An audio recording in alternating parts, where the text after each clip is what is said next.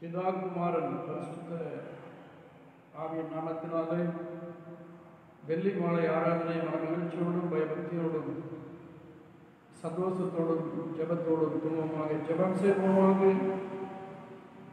அன்பே உருவான திரியேக தெய்வமே, நாங்கள் உம்மை நோக்கி பார்க்கிறோம் அப்பா. இந்த பரிசுத்தமான பரிசுத்த வேலையிலே பரலோகத்தில் பெற்றிருக்கிற கர்த்தர் சிம்மாசனத்திலே பெற்றிருந்து எங்கள் ராஜாதி ராஜனாய் lord of lords king of kings ஆண்டவரே, எங்களை அரசாட்சி செய்து தேவராஜ்யத்தை கட்டியெழுப்பி வருகிறீர். இந்த பூலோகத்திலே உமது ஆண்டவரே உறுப்புகளாக, உமது குமரர்களாக குமாரத்திகளாக, தேவராஜ்யத்தின் புத்திரர்களாக புத்திரிகளாக, as the sons and daughters of God, we offer this worship service, Lord. Kindly accept and acknowledge with your mighty presence, Lord. We need your presence. Yes, Lord, not only in this place, in the sanctuary, but each and every of those who are watching and participating in this worship service, Lord. ஒவ்வொரு வீடுகளிலும் ஒரு தெய்வீக மகிமையின் பிரசன்னம் கடந்து வரும்படியாக ஜெபிக்கிறோம். இயேசு கிறிஸ்து நாமத்தில் வேண்டிக் கொள்கிறோம் பரிசுத்தமுள்ள பிதாவே, ஆமென். அன்புக்குரியவர்களே, வீடுகளிலே அமர்ந்தவர்களாக 19வது பாடலை நாம் பாடும் அர்ப்பணை பாடல்களை சாங் நம்பர் 1919, எந்த அன்புள்ள ஆண்டவர் இயேசுவே நான்.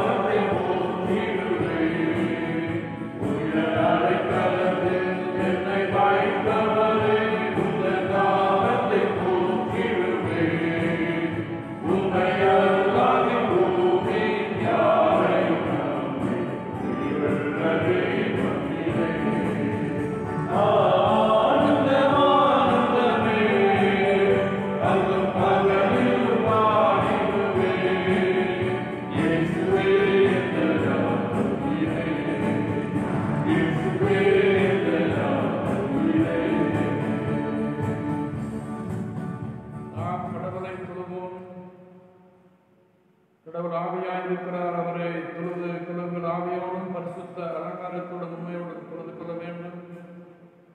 நம்மை தொழுகிற பிள்ளைகள் பரிசுத்தத்தோடு இருக்கும் என்று கர்த்தர் விரும்புகிறபடியினால் பரிசுத்த அலங்காரத்தோடு நாம் தொழுது கொள்ளத்தக்கதாக வீடுகளிலே முழங்கால் படியிட்டு நமது பாவங்களை ஒரு நொடி பொழுது உணர்ந்து தேவ சமூகத்திலே நாம் நம்முடைய பாவங்களை அறிக்கை செய்வோம். wholeheartedly confess all our sins before the presence of the Lord. நன்றி ஆண்டவரே, விதமாக பரிசுத்த வேலையை கொடுத்து ஒரு விஷயங்களை பரிசுத்தம் சுத்திகரித்துக் கொள்ளத்தக்கதாக எங்களுக்கு கொடுக்கப்பட்ட வாய்ப்புக்காக திருச்சபை வழியாக கொடுக்கப்பட்ட இந்த ஆராதனை வேலைக்காக நாங்கள் கொடானக்கூடிய நன்றி செலுத்துகிறோம். இயேசு கிறிஸ்துவின் இரத்தமே எங்களுக்கு உயர்ந்த அடைக்கலம் மறைவிடங்களிடம் ஆவியாத்ம சரீரத்தை எங்கள் வீடுகளில் ஆண்டவரை ஒரு இரத்தத்தை தெளிக்க முடியாது, எங்களை விடுவித்து சுத்திகரிக்க முடியாது.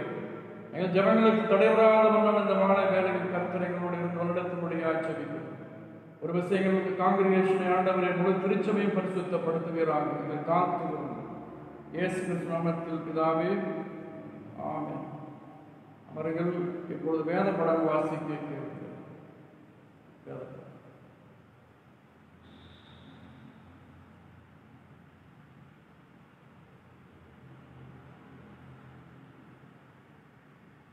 வாசிப்பதற்காக கொடுக்கப்பட்ட வேதபாகம் பரிசுத்த மத்தேயு எழுதின சுவிசேஷம் 18வது அதிகாரம் வசனங்கள் 23 முதல் 35 வரை. மத்தேயு 18:23. எப்படியெனில் பரலோக ராஜ்யம் தன் ஊழியக்காரத்தில் கணக்கு பார்க்க வேண்டும் என்கின்ற ஒரு ராஜாவுக்கு ஒப்பாயிருக்கிறது. அது கணக்கு பார்த்து தொடங்கின போது 10,000 தாலந்து கடன்பட்டவன் ஒருவனை அவனுக்கு முன்பாக கொண்டு வந்தார்கள். கடனை தீர்க்க அவனுக்கு நிர்வாகம் இல்லாதபடியால் அவனுடைய ஆண்டவன் அவனையும் அவன் பெண் ஜாதி பிள்ளைகளையும் அவனுக்கு உண்டான எல்லாவற்றையும் விற்று கடனை தீர்க்கும்படி கட்டளையிட்டான். அப்பொழுது அந்த ஊழியக்காரன் காலம் விழுந்து வணங்கி, ஆண்டவனே, என்னிடத்தில் பொறுமையாயும் எல்லாவற்றையும் உனக்கு கொடுத்து தீர்க்கிறேன் என்றார். அந்த ஊழியக்காரனுடைய ஆண்டவன் மனதிறங்கி அவனை விடுதலை பண்ணி கடனையும் அவனுக்கு மன்னித்து விட்டான். அப்படி இருக்க அந்த ஊழியக்காரன் புறப்பட்டு போகையில் தன்னிடத்தில் 100 வெள்ளிப்பணம் கடன்பட்டவனாகிய தன் உடன் வேலைக்காரன் ஒருவனை கண்டு அவனை பிடித்து தொண்டையை நெறித்து, நீ பட்ட கடனை எனக்கு கொடுத்து தீர்க்க வேண்டும் என்றான். அப்பொழுது அவனுடைய உடன் வேலைக்காரன் அவன் காலிலே விழுந்து, என்னிடத்தில் பொறுமையாயும் எல்லாவற்றையும் உனக்கு கொடுத்து தீர்க்கிறேன் என்று அவனை வேண்டிக் கொண்டான். அவனோ சம்மதியாமல் போய் அவன் பட்ட கடனை கொடுத்து தீர்க்கும் அளவும் அவனை காவலில் போட்டு வைத்தான். நடந்ததை அவனுடைய உடன் வேலைக்காரர் கண்டு மிகவும் துக்கப்பட்டு ஆண்டவனிடத்தில் வந்து நடந்ததை எல்லாம் அறிவித்தார்கள். அப்பொழுது அவனுடைய ஆண்டவன் அவனை அழைப்பித்து, பொல்லாத ஊழியக்காரனே, நீ என்னை வேண்டிக் கொண்டபடியால் அந்த கடன் முழுவதையும் உனக்கு மன்னித்து விட்டேன். நான் உனக்கு இறங்கினது போல நீயும் உன் உடன் வேலைக்காரனுக்கு இறங்க வேண்டாமோ என்று சொல்லி அவனுடைய ஆண்டவன் கோபம் அடைந்து அவன் பட்ட கடனை எல்லாம் தனக்கு கொடுத்து தீர்க்கும் அளவும் உபாதிக்கிறவரிடத்தில் அவனை ஒப்புக் கொடுத்தான். நீங்களும் அவனவன் தன் சகோதரன் செய்த தப்பிதங்களை மனப்பூர்வமாய் மன்னியாமல் போனால் என் பரமபிதாவும் உங்களுக்கு இப்படி செய்வார் என்றார் என்பதை தேவனையும்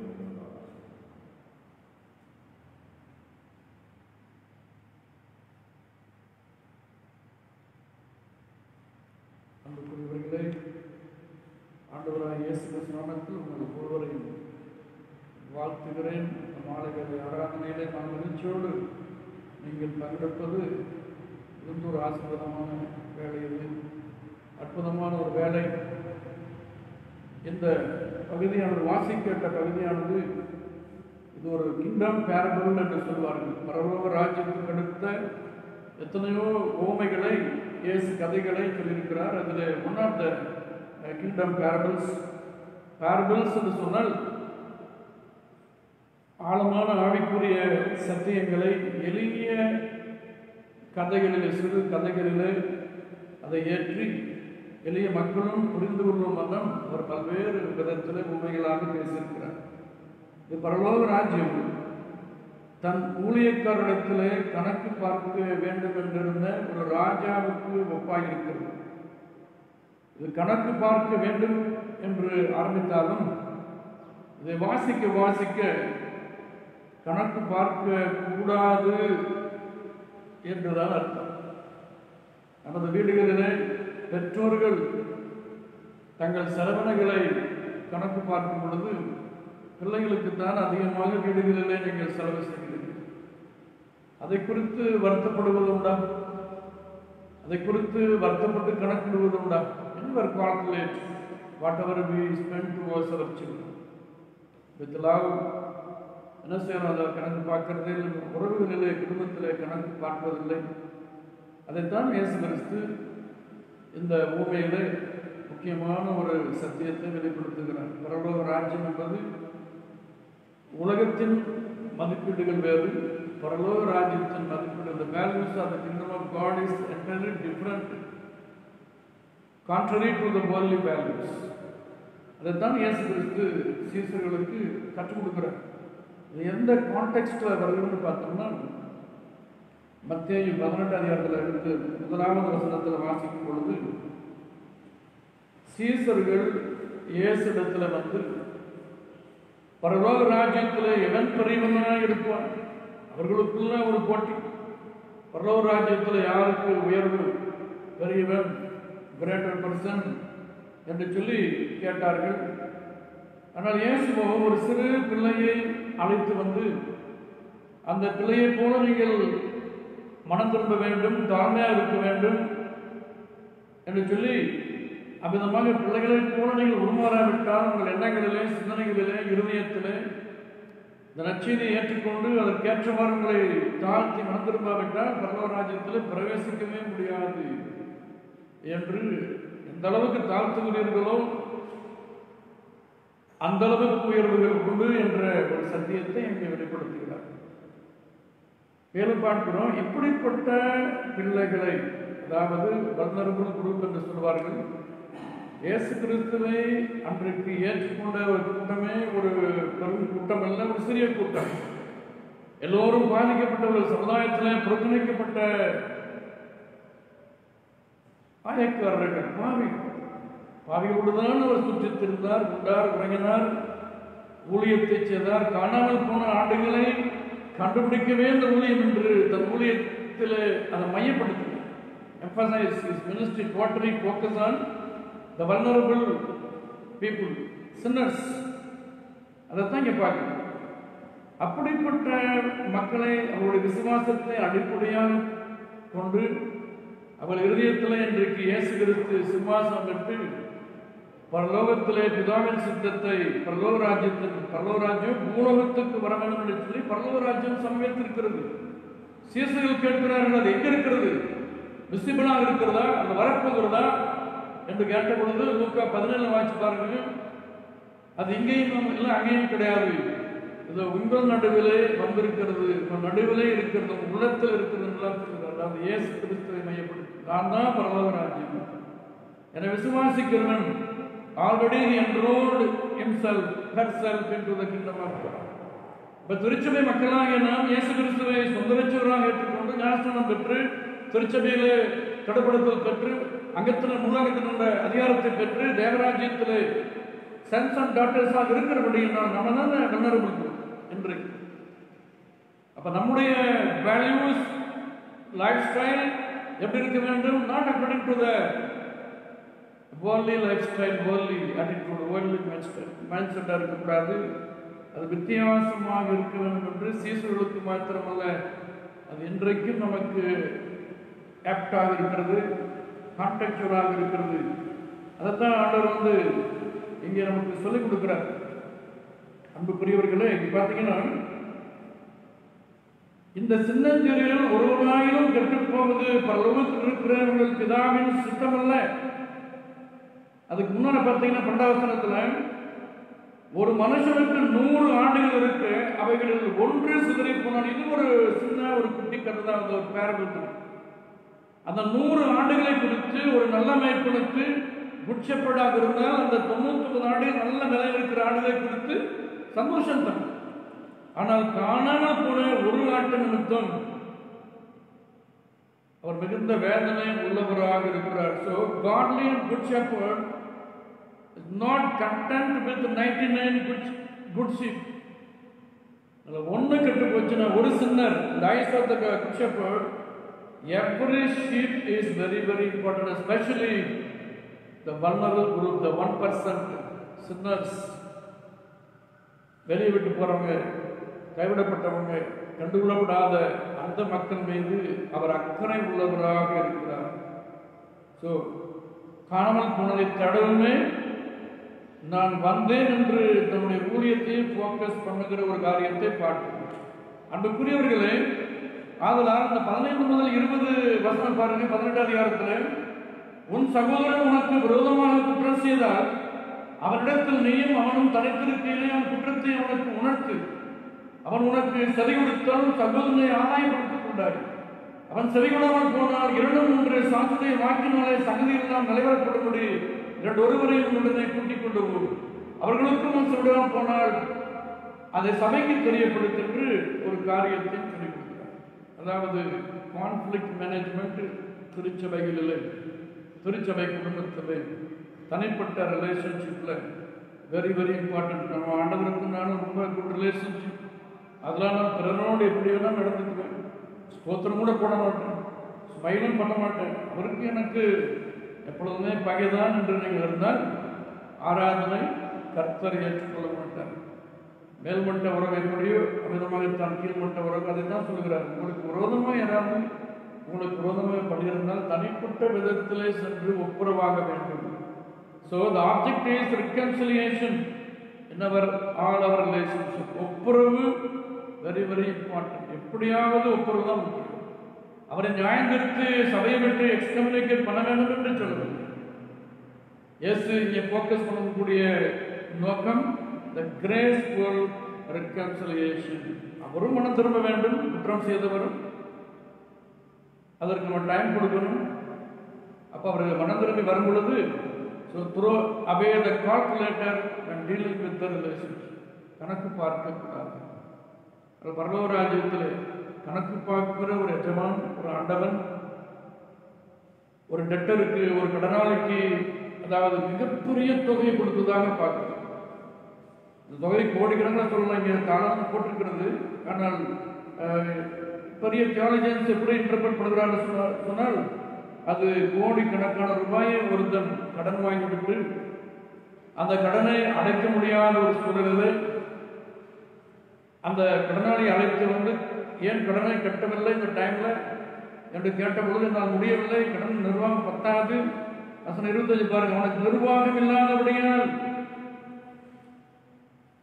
பெரிய பெரிய அம்பானிகள் பெரிய பெரிய ஆட்கள்லாம் கடன் வாங்கிட்டு 10,000 கோடி 20,000 கோடி வாங்கிட்டு வெளிநாட்டுக்கு போயிடுறாங்க. கடன் கட்டுவதில்லை, கவர்மெண்ட் தள்ளி கொடுக்கிறது. ஆனால் நாம் ஒரு 1000 கோடி கவர்மெண்ட்டுக்கு கடனை கட்டணும், பேங்க் கட்டணும் முடியுமா? அப்படிதான் இங்கே பார்க்கணும். ஒரு அடிமை, ஒரு இளமையானவன் பெரிய கடனாளியாக இருக்கிறான். எதை சித்தரிக்கிறது சொன்னால் ஒரு பெரிய பாவியை, பாவமான ஒரு கூட்ட சமுதாயத்தை குறிக்கிறது. ஒரு காலத்தில் நாம் விதமாகத்தான் பாவ மூட்டைகளை சுமந்து வந்தோம். இயேசு ராஜா இங்கே அந்த அரசனை போல செய்தார். நமது பாவங்கள் எல்லாம் கல்வாரி சிலுவையிலே மன்னித்திருக்கிறார், நம்மை மன்னித்திருக்கிறார். அப்பேற்பட்ட ஒவ்வொரு நாளும் செய்த பாவத்தை கூட்டி பார்த்தோம்னா அந்த அளவுக்கு மலையை போன்ற பாவத்தை கடனை தீர்க்கும்படி கட்டளையிட்டான். அப்பொழுது ஊழியக்காரன் தாழ விழுந்தான், வணங்கினான், ஆண்டவனே என்றான், என்னிடத்தில் பொறுமையாயிரும் என்றான், எல்லாவற்றையும் உனக்கு கொடுத்து தீர்க்கிறேன் என்று நான் சொல்லுகிறான். அதெல்லாம் ஒரு மனம் திரும்புகிறான். நான் செய்தது பெருதான ஒரு பாவம், கெட்டகுமாரனை போல இதனால் எல்லாவற்றையும் இழந்து விட்டேன், நான் தகுதியற்றவன், ஒரு அடிமையாக இருக்குன்னு சொல்லிட்டு பிதாண்டு காலில் வந்து விழுகிறான்.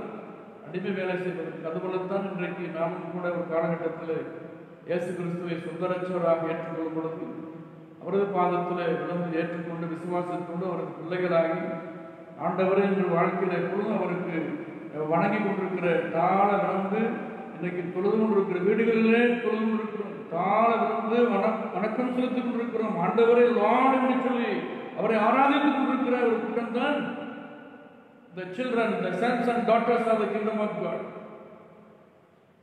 மன்னிக்கப்பட்டவர்கள், we experienced, we enjoyed the forgiveness. கடல் முழுவதும் கர்த்தர் நம்மை மன்னித்திருக்கிறார். அப்போ இந்த அனுபவத்தை, இந்த மன்னிக்கப்பட்ட அனுபவத்தை, இந்த ருசியை நாம் என்ன செய்ய வேண்டும்? நம்முடைய உறவுகளிலே கம்யூனிகேட் பண்ணணும். கடைமட்ட உறவிலே நாமும் நமக்கு விரோதமாக குடும்பத்திலே, திருச்சபையிலே, சமூக உறவுகளிலே, வேலை ஸ்தலத்திலே பிற நமக்கு விரோதமாக பாவங்களை செய்யும் பொழுது நாம் இயேசு என்ற இடத்துல இருந்து எப்போது நமது கடன்களை எல்லாம் மன்னித்தாரோ கல்வாரி சிலுவையிலே பிதாவே இவங்களை மன்னிக்கிற சொன்னார். அதுபோல நாம் இயேசு இடத்துல இருந்து நமக்கு விரோதமாக செய்த பாவங்களை எல்லாம் என்ன செய்யணும்? மன்னிக்க வேண்டும். மன்னிக்காமல் அந்த சமயத்திலே கணக்கு பார்த்து விதமாக எனக்கு விரோதமாக நேற்று அதைத்தான் வந்து பேதர் கேட்கிறது. எனக்கு விரோதமாக, எங்களுக்கு விரோதமாக ஒருவன் பாவம் செய்தால் எத்தனை முறை மன்னிப்பது? அதிலே ஒரு கால்குலேஷன். 7 முறை மன்னிக்கலாம். ஜூயிஸ் அண்டர்ஸ்டாண்டிங் 7 சொன்னால் முழுமையான ஒரு எண்ணம் கம்ப்ளீஷன். அதுலேயும் ஒரு கால்குலேஷனை பார்க்குற ஓன்லி அண்டர்ஸ்டாண்டிங். ஒரு 7 முறை ஒரு வாலில் ஒரு கோடு போட்டு ஒன்று நேற்று ஒரு பாவம் செஞ்சுட்டா, முந்தானத்து ஒரு பாவம் செஞ்சுட்டா, 2 நாளைக்கு ஒரு பாவம், இப்படி 7 முறை செய்து விட்டாடு. 8ஆவது முறை பாவம் செய்து விட்டால் அவனை தண்டிக்கலாமா, மன்னியாமல் இருக்கலாமா என்று அதுலேயும் ஒரு மோர்லி மைண்ட் செட் இருக்கிறத பார்த்து தான் இயேசு சொல்கிறார், எவ்வளவு முறை பாவம் செய்தாலும் 7 முறை, அதாவது 490 முறை அல்ல, அர்த்தம் இன்டெஃபினிட், அதாவது இன்ஃபினிட்னு சொல்றாங்க. எந்த அளவுக்கு பாவம் செய்தாலும் தான் ஏதோ 103ஆம் சங்கீதம் சொல்கிறது, ஆத்மாவே கர்த்தரை ஸ்தோத்திரி, என் முழுவதுமே அவருடைய பரிசுத்த நாமத்தை ஸ்தோத்திரி என்று சொல்கிறார். அவரும் பாவங்களை அக்கிரமங்களெல்லாம் மன்னித்து நோய்களை குணமாக்கி அனுதினமும் உமது வாழ்க்கையின்றார் புதுப்பித்து கடுகரை போல புதுப்பித்து இந்த உலகத்தில் இந்த கொரோனா கிரைசிஸில் நம்மை உயிரோட புதுபலத்தோடு பாதுகாப்போட வைத்திருக்கிறோம். எத்தனை பாவத்தை நம்ம செய்யணும். Every day we used to commit sins against him. தாவீது சொல்றான், உரியாவுக்கு விரோதமாக செய்தாலும் என்னுடைய பாவத்தை கர்த்தருக்கு விரோதமாக செய்த 51 சங்கீதம் ஒவ்வொரு ஆராதனையிலும் கன்ஃபஸ் பண்ணுகிறார். அன்புக்குரியவர்களே, ஆதலால் நாம் என்ன செய்ய வேண்டும்? இயேசு கிறிஸ்து இடத்துல இருந்து இந்த நாட்களிலே நாம் மன்னிக்கப்பட்ட அனுபவம் இருந்தால், ரட்சிக்கப்பட்ட விடுவிக்கப்பட்ட அனுபவம் இருந்தால் பாருங்க, அவ்வளோ பெரிய பாவம் மூட்டை சுமந்துட்டு கடன் மூட்டை டெட்டுன்னு பாவம். பல்லவர் ஜெபத்தில் பார்த்தீங்கன்னா, அவருடைய கடன்களை மன்னிப்பது போல எங்கள் கடன்களை மன்னியும், dead forgive all our debts சொல்றோம். இங்கே இந்த பேரபிளை பார்க்குறோம், அவ்வளோ பெரிய சுமை கடன்களை அவன் ஒரே நிமிஷம் அந்த ஆண்டவர் மன்னிக்கிறார். அந்த இயேசு கிறிஸ்து நமக்கு மன்னித்தார் கல்வாரி சிலுவையில்.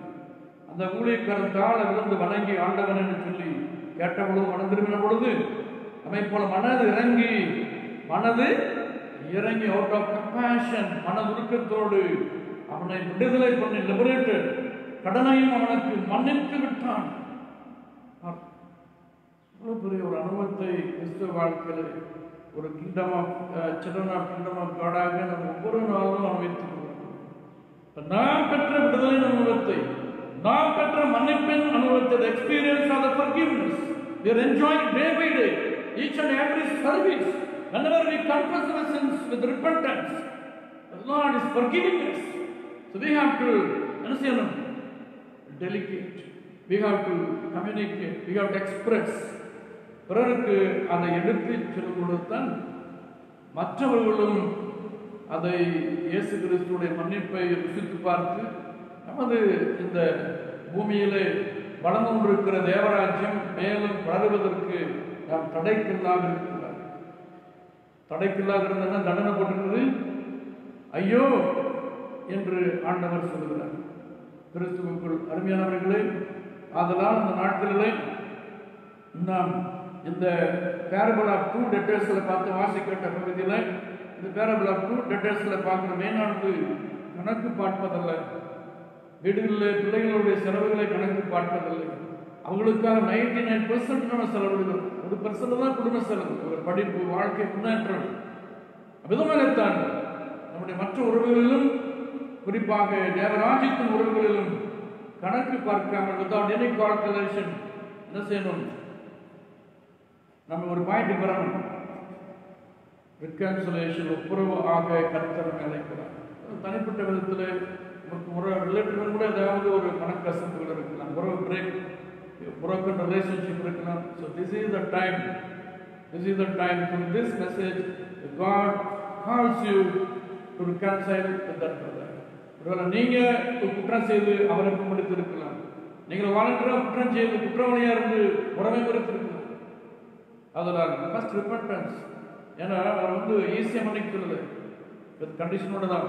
அந்த சகோதரன் ஒரு வேலை மனம் திரும்பி வந்தால் அவரை ஏற்றுக்கொள்ளுங்க. மனம் திரும்பாவிட்டாலும் நீங்கள் அவர் மீது நீடிய பொறுமை உள்ளவரை காத்திருங்கன்னு தான் சொல்றாங்க. காணாமல் போன ஆண்டு ஒரு நாள் திரும்பி வரும். அதைத்தான் இங்கே பார்க்கணும். கிறிஸ்துவுக்குள் அருமையானவர்களை, இப்படிப்பட்ட அழைப்பை நம்ம பெற்றிருக்கிறோம். இயேசு கிறிஸ்து இடத்திலிருந்து நம்ம இப்படிப்பட்ட பவுல் சொன்னது மூலமாக எங்களுக்கு என்ன ஊழியம் கொடுக்கப்பட்டிருக்கிறது? The ministry of reconciliation. திருச்சபுடைய ஊழியமே the ministry of reconciliation. இயேசு கிறிஸ்துவோடு விண்ணுலக பிதாவோடு நம்ம reconciliation ஆயிட்டோம். பூலோகத்திலும் ஒருத்தர் ரிகன்சிலேஷன் ஆகி இயேசு கிறிஸ்துவோடு அவர்களை நினைக்கின்ற அந்த ஊழியத்தில் நாம் கடன்களை கணக்கு பார்க்காத வண்ணம் என்ன செய்ய வேண்டும்? இப்ப பாருங்க, மன்னிக்கப்பட்ட ஒரு கிறிஸ்தவன், மன்னிக்கப்பட்ட ராஜ்யத்தின் புத்திரர் என்ன செய்கிறார்கள்? சில சமயத்தில் மன்னிக்கப்பட்ட இவனை போலத்தான் வசனம் 20 பார்க்கிற அந்த ஊழியக்காரன், மன்னிக்கப்பட்ட அந்த ஊழியக்காரன் புறப்பட்டு போய் தன்னிடத்தில் 100 அற்ப வெள்ளி பணம் கடன் பெற்றிருந்தவனாய் தன் உடன்நிலைக்காரன் ஒருவனை கண்டு அவனை பிடித்து தொண்டையை நெரித்து, நீ பட்ட கடனை எனக்கு கொடுத்து தீர்க்க வேண்டும் என்றான். அப்பொழுது அவனுடைய உடன்நிலைக்காரன் அவன் காலிலே விழுந்து, என்னிடத்திலே பொறுமையாயிரும், எல்லாவற்றையும் உனக்கு கொடுத்து தீர்க்கிறேன் என்று அவனை வேண்டிக் கொண்டான். அவனோ சம்மதிக்கவில்லை. Even though he enjoyed, experienced the forgiveness of Jesus, liberated, he was liberated, delivered from all kinds of debts. அப்படி இருந்தும் விடுதலை அனுபவத்தை ருசித்து பார்த்தும் அது இன்னொரு சகோதரனுக்கு கொடுக்க முடியும். அதுதான் ஒரு இன்றைக்குரிய ஒரு நிலைமையா இருக்கு நம்முடைய வாழ்க்கையில. அதனால் ஒருவேளை நாம் பிறரை மன்னிக்க தவறி இருந்தால் this is the right time. யாரா இருந்தாலும் சரி, working place, church, relationship, society, இவனுடைய relation, distant relationship, close blood relationship, இதுவாக இருந்தாலும் சரி, நீங்கள் விடுதலை பண்ணிருங்க. அவன் பட்ட கடனை கொடுத்திருக்கும் அவனை காவல் விடுவித்தான். நடந்ததை அவருடைய உடன் வேலைக்காரர்கள் கண்ட மிகவும் துக்கப்பட்டு ஆணுடத்தில் வந்து நடந்து இல்லாமல் இருந்தார்கள். அப்பொழுதுதான் ஆணவன் அழைப்பித்து, கொள்ளாத ஊழியக்காரனே, நீ வேண்டிக் கொண்டாய், ஜெபித்தாய், கடன் முழுவதையும் உனக்கு நான் மன்னித்தேன், நான் உனக்கு இறங்கினது போல நீயும் உடன் வேலைக்காரனுக்கு இறங்க வேண்டாம். But to show your mercy and compassion. So we are called as a church community, as a kingdom children, to show our mercy and forgiveness towards one another in our relationship. ஜெபம் செய்வோமாக. கிருபை நிறைந்த நல்ல ஆண்டவரே, இந்த வேத வாக்கியங்கள் இன்றைக்கு எங்கள் வாழ்க்கையில ஒரு சவால் நிறைந்த அழைப்பை கொடுத்திருக்கிறது சுவாமி. ஒரு சிலரை எங்களால் வாழ்க்கையில மன்னிக்க முடியாத ஒரு வழி இருக்கிறது. ஆனால் நீரும் உன் எதிராளியை மன்னியும் இருக்கிறீர்கள். எங்களால் உடன் பிறந்த சகோதரனை கூட மன்னிக்க முடியவில்லை. அருகில் வந்திருக்கிற திருச்சபை உறுப்பினரை கூட நாங்கள் மன்னிக்க முடியவில்லை சுவாமி. எவ்வளவு பெரிய பாவங்களை எங்களுக்கு அனுதினம் மன்னித்துக் கொண்டே இருக்கிறது. ஒவ்வொரு நாளும் முன்னையாக எங்கள் பாவங்களை மன்னித்த நாட்களில் எங்கள் ஆவியாத்ம சரீரத்தை பரிசுத்தப்படுத்திக் கொண்டிருக்கிற தெய்வமே, அந்த விடுதலையை, சுத்திகரிப்பை, மன்னிப்பை பெற்ற நாங்கள் இந்த ஒப்புரவின் நற்செய்தியை எடுத்து இந்த உலகத்திற்கு நாங்கள் அறிவிக்கத்தக்கதாக எங்களுக்கு உதவி செய்ய வேண்டுமா? இந்த ஊழியத்திற்கு நாங்கள் அர்ப்பணிக்கிறோம், ஏற்றுக்கொள்வீராக. இது நாங்கள் அர்ப்பணிக்கப் போகிற காணிக்கைகளையும் இங்கே எடுத்து ஏற்று இந்த ஊழியத்தில் ஒப்புரவாக்குற ஊழியத்தில், இந்த உலகத்தை திருச்சபையோடு ஒப்புரவாக்குற ஊழியத்தில், இன்னும் அநேக ஆத்மாக்கள் இந்த வட்டாரத்தில் ஆண்டவரை எங்களுக்கு தருவீராக. இயேசு கிறிஸ்து நாமத்தில் வேண்டிக் கொள்கிறோம் பரிசுத்தமுள்ள பிதாவே, ஆமென். நாம் உற்சாகத்தோடு எழுத நின்று காணிக்கை படைப்போம். Song number 43, song number 43. அடைக்கலமே உமது அடிமை நானே, ஆட்பரிப்பேனே அகமகிழ்ந்து என்ற பாடலை ஆர்வமாக உற்சாகத்தோடு பாடி காணிக்கைகளை நீங்கள் வீடுகளில் கவர்களில் போட்டு சேகரித்து பிற்பாடு ஆலயத்துக்கு வரும்பொழுது நீங்கள் சமர்ப்பிக்கலாம். உங்களுக்கு ஆலயம் ஒவ்வொரு நாளும் 6 மணி முதல் தனிப்பட்ட ஜபங்கள், கூட்டு வழிபாடு இல்லை, தனிப்பட்ட ஜபங்களுக்கு வந்து தனித்து நீங்கள் ஜபித்து செல்லலாம் இருக்கிறது. அடைக்கலமே அடிமை நான். Amen.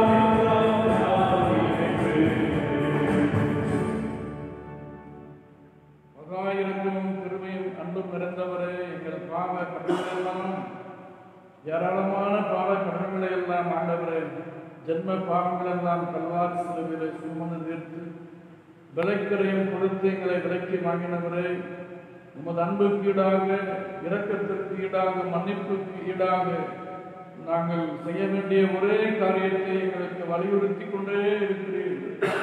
மெல்லிய சத்தத்தோடு பேசிக் கொண்டிருக்கிறீர், வேத வசனங்களை கொண்டு பேசிக் கொண்டிருக்கிறீர், வாழ்க்கை சூழலை எங்களுக்கு உணர்த்தி கொண்டிருக்கிறீர். பரிசுத்த ஆவியின் மூலமாக உள்ளத்தில் நாங்கள் மனம் திரும்புகிறோம், பாவங்களை அறிக்கையிடுவதோடு இனி நாங்கள் கசப்புணர்வுகளை இதயத்திலே வைக்க மாட்டோம், மனக்காயங்களை வைக்க மாட்டோம், எதையும் புதைத்து வைக்க மாட்டோம்.